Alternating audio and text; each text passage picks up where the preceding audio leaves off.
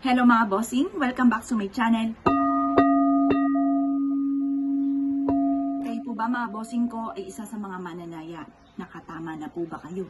Ngayon po mga bossing, kapag tinotal nyo yan, inilabas lahat yung mga talo ninyong ticket mga bossing ko, maaaring milyon na ito. Meron akong kakilala ganun. Sabi niya, may milyon na sana ako dahil milyon na natalo ko. Ngayon po mga bossing, kung isa ka sa mga ganyan, na parang feeling po ninyo, wala kang kaswerte pagdating sa usapin ng ganyan, subukan nyo na po ito mga bossing ko. Basta pag napanood nyo ito, parang ikikinabog, lumarga ka.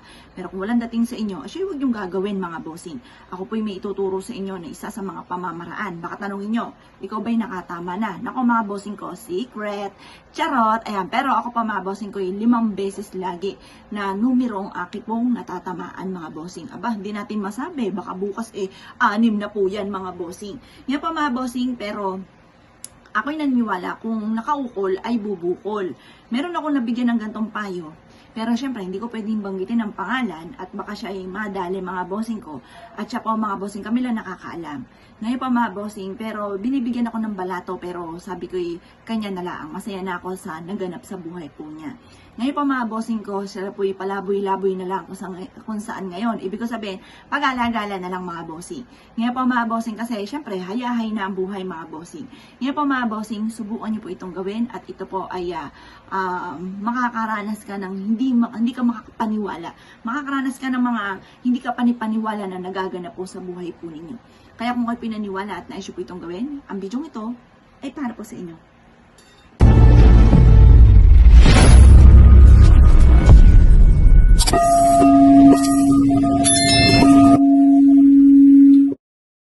Mga bossing, kayo po ba'y gayon din ang sitwasyon na ang tagal-tagal nyo nang tumataya ay hindi ka makatama? Ako po'y may ituturo sa inyo. Mainam na isubukan nyo po ito. Proven po ito na napakaswerte. Basta't may 100% kang paniniwala sa mga gatong mga pamamaraan. Ano po ba itong aking sinasabing ito? Kumuha kayo mga bossing ko ng itlog. Paborito ko po itong pampaswerte. Ito po ay pang spiritual healing. Ngayon, sa itlog na ito, ay isusulat natin ang inyo pong tunay na pangalan at ipilido. Yan, halimbawa ako po, Apple Pagyo. Yan, sulat natin. Yon, pangalan nyo po isusulat ninyo. Sample lang po ito. Ayan, Apple Pagyo. Pagkatapos, isulat nyo po, ako ay mananalo ng jackpot. Yan, sabihin nyo na, sa numero, banggitin ang numero. Ngayon, ako pa mga bossing ko, halimbawa lang ito, pero kung gusto nyo tayaan, ay tayaan nyo po. Sa numero 28, sa numero 642, sa numero 19, ilan yun? 2, 4, 5. Tapos, sa numero 4. Or kaya, tayaan nyo po yung 4, 3, 20. Ayun, kasas po yan. O kaya 4, 3. Or kaya 3, 20. Kasi, malapit na po ang birthday ng aking anak na si Joey. Sa April 4, siya po ay 20 years old na mga bossing. Yan pa mga bossing. Kumbaga, nasa inyo kung gusto po ninyo. Ito pa mga bossing ko ay isa sa mga pamamaraan para tayo ay makatama.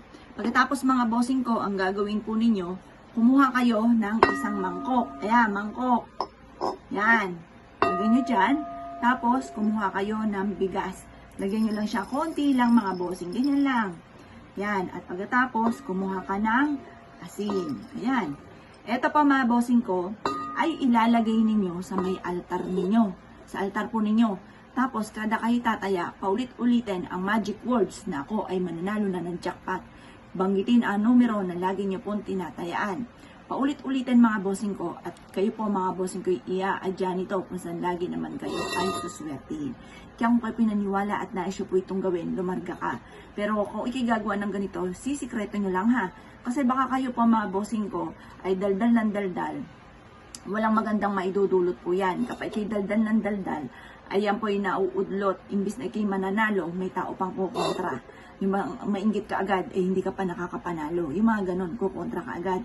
Parang tanga, naniniwala sa ganun. Or kaya, di ka mananalo, maniwala ka sa akin. Yung mga ganun.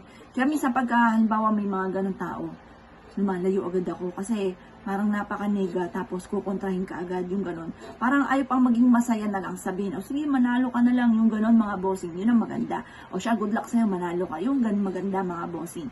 Pero yung tipo na parang katanga, naniwala ka dyan, hindi ka mananalo, yung mga ganon. Or kaya, hindi ka mananalo, huwag ka nang gumawa ng ganyan. Mga ganon, mga bossing, ako layo-layuan mo yung mga toxic po yan. Kaya mas mainam po mga bossing ko, gawin nyo po ito ng pasimple lamang na walang nakakaalam kahit sino. Kaya kung kayo pinaniwala at nais nyo po itong gawin, siya mga bossing ko, lumarga po kayo, subukan nyo po ito at proven po ito na napakaswerte. Kaya kung kayo pinaniwala at nais nyo po itong gawin, siya mga bossing, good luck po sa inyo po lahat.